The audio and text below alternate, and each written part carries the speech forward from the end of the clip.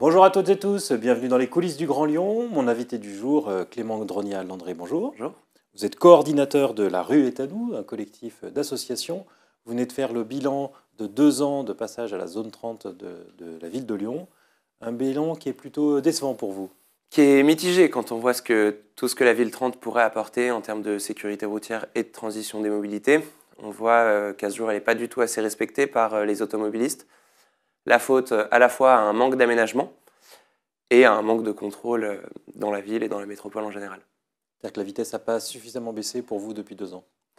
Oui, c'est ça, exactement. En fait, on voit que la mairie et la préfecture font très peu de contrôle de vitesse, donc les automobilistes respectent peu cette nouvelle vitesse de 30 km/h. On le voit notamment sur les radars pédagogiques.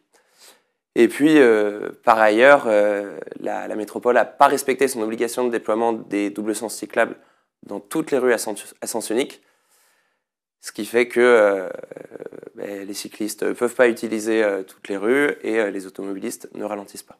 Mais c'est de l'impatience ou vous estimez que les écologistes ont renoncé en cours de route? Alors, déjà, les écologistes ne sont pas les seuls décideurs sur ce sujet. Il y a la préfecture aussi, qui a retiré tous les radars sanctions de tous les endroits passés en ville 30, ce qui est une aberration. On était là il y a quelques jours sur le quai Pierre-Cise, où de nombreux automobilistes vont à beaucoup plus de 30 km/h. Il y a quelques mois, il y a eu un accident assez grave au niveau du radar qui existait encore avant le passage en ville 30. Donc, il y a aussi la préfecture. Quant aux écologistes et à la municipalité, on voit qu'il y a un effort, mais un effort qui ne va pas assez vite. En 2023, il y a eu quelques centaines de contrôles, ce n'est pas du tout suffisant pour avoir un réel impact incitatif sur la vitesse des automobilistes. Vous misez beaucoup sur les contrôles. Est-ce que c'est vraiment la solution? On voit que sur le passage du périphérique à 50 km/h, c'est extrêmement dur quand on est conducteur de respecter cette limitation. Vous pouvez essayer de le faire, vous ferez klaxonner, prendrez des appels de phare. Oui, alors la question du contrôle, c'est pas la seule question. On est d'accord en ville, pour le coup, on demande aussi beaucoup d'aménagement. Ce que je disais, c'est juste la question de mieux partager l'espace public et l'espace alloué au déplacement. Ce qui va en fait, si on rétrécit la chaussée, les automobilistes vont naturellement avoir tendance à ralentir. Et c'est quelque chose qui va encourager les déplacements à vélo, à pied, peut-être en transport en commun, etc. Donc vraiment sur les modes doux. Sur le périphérique, on est sur la zone la plus accidentogène de Lyon. C'est pour ça que la vitesse a été réduite également, aussi pour développer le covoiturage. Donc oui, non, les contrôles ne sont pas la seule solution, mais ils doivent faire partie de la solution, sinon effectivement, personne ne respecterait, en tout cas intuitivement, ces nouvelles limites. Vous seriez pour qu'il y ait des centaines de PV qui soient décernés chaque jour? Alors peut-être pas tout de suite, c'est aussi cohérent d'en passer par Un une radar phase automatique, pédagogique. c'est ce que ça donne.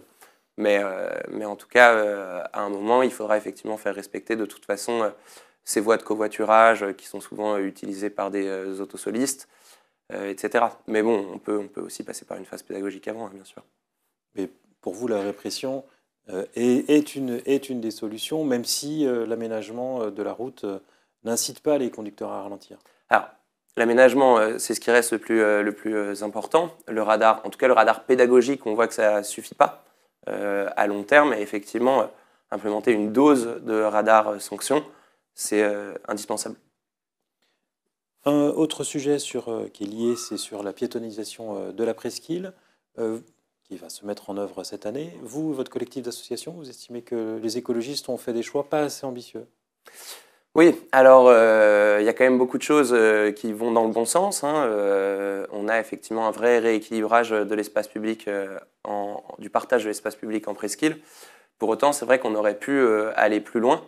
Sur la zone à trafic limité, pour l'instant, on a donc qui aura accès au cœur de la presqu'île entre Bellecour et Cordeliers, globalement.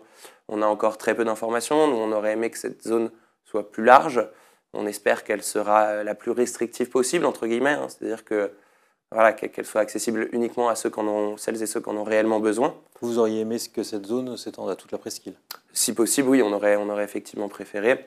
On aurait aimé qu'il y ait une réelle traversante piétonne continue qui aille vraiment de la confluence jusqu'à la Croix-Rousse, donc finalement tout ce qui est réellement la presqu'île, voire un peu plus. Voilà, et puis on voit que, en fait, la plupart de ce qui a été fait concerne plus ou moins Perrache-Terreau, alors qu'on aurait pu avoir des choses plus au nord ou plus au sud. Pour vous, ils ont manqué de courage, les écologistes? Ils auraient pu aller plus loin. Moi, je dirais que la mairie et la métropole auraient pu aller plus loin, qu'ils sont attendus sur le sujet. C'est aussi pour ça qu'ils ont été élus. Et on espère vraiment un rééquilibrage, voilà, comme je le disais tout à l'heure, de l'espace public en faveur des mobilités douces ou partagées. Et là, en l'occurrence, on a quelque chose d'un petit peu mitigé. Alors, parmi le collectif d'associations que vous représentez, il y a la Ville à vélo, il y a Droit Piéton aussi. Mais vous êtes, avec la Ville à vélo, un peu déçu aussi des renoncements des écologistes sur les voies lyonnaises, en particulier à Oulin, comme ça s'annonce? Alors voilà, renoncement pour l'instant, encore un peu tôt pour le dire. On espère vraiment que les scénarios qui ont été proposés par la métropole, plutôt, qui ont été accueillis favorablement par les habitants, par les collectifs de cyclistes, etc., vont pouvoir voir le jour, notamment la mise de la grande rue d'Oulin à sens unique.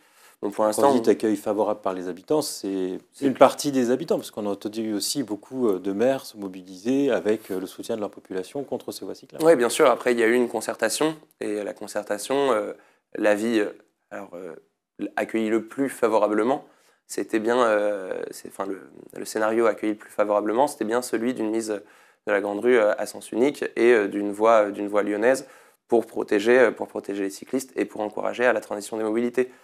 Donc c'est pour ça que nous, on espère que ça va se faire, à la fois pour réellement opérer cette transition des mobilités, pour donner un espace plus sécurisé aux cyclistes, parce qu'on en revient toujours à la question de la sécurité routière, que ce soit à 30 km/h, où on a 9 fois moins de chances de mourir, ou que ce soit en créant un espace séparé pour les cyclistes. Voilà, on sanctuarise quelque part les mobilités douces. Donc à la fois pour cet aspect-là et pour l'aspect démocratique, il y a eu une concertation, et il faut que le scénario qui a reçu le plus d'avis favorables soit réellement expérimenté. On espère qu'on verra un jour la mise à sens unique de la grande rue d'Oulin.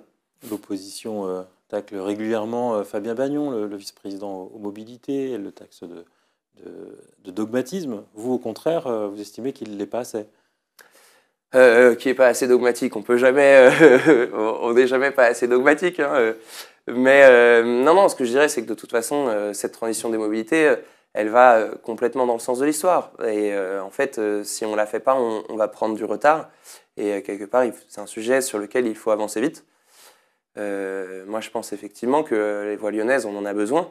Aujourd'hui, il y en a très peu qui ont été réellement construites par rapport à ce qui a été annoncé. Alors, il y en a beaucoup peut-être qui vont l'être dans les prochaines années, mais pour atteindre le kilométrage promis par la métropole, ça va être compliqué. Il ferait mieux de moins écouter les maires.